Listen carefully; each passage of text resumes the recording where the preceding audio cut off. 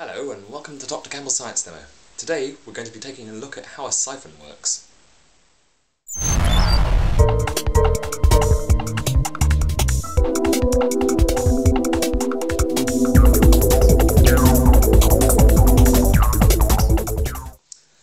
Hello, my name is Dr. James Campbell and this is Dr. Campbell's Science Demo. Have you ever seen a siphon working? You should take a moment to see one in action. What we need is two levels of liquid. This is the higher level, obviously, with the liquid in it. This is a lower vessel here, where the liquid's going to go. We also need a tube. Now, in here I've got, it's Earl Grey tea or monkey's urine. It smells like Earl Grey. No, it's the monkey's urine.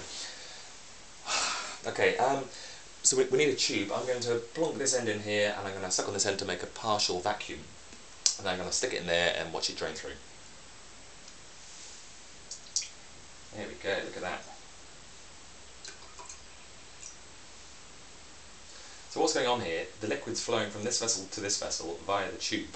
And it's actually going up in the air before it comes back down again. So we'll talk about that a little bit more in a minute. There you go, siphon in action. But how does it work? Good question.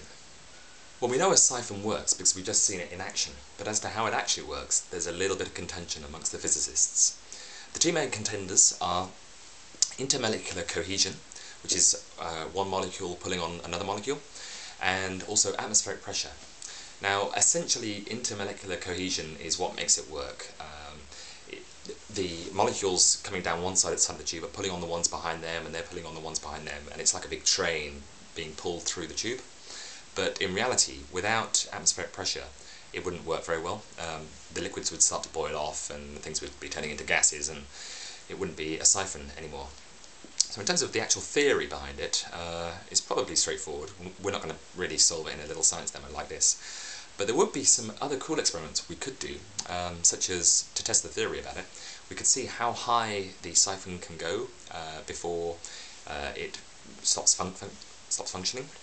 So apparently on Earth, at standard pressure, the highest a water siphon can go is about 10 meters up before it comes back down again. And after that point, you start getting a vacuum forming at the top of the tube, where the weight of the liquid down each of the sides is so heavy that it's starting to form a vacuum in the top. Density is also a factor. The denser a liquid, or the more dense a liquid, the less high it can go before it starts forming a vacuum. So if we were to use mercury, then it would only be able to go about 30 inches up in the air and down the other side before it stopped functioning as a siphon. But I'm not siphoning mercury with my mouth.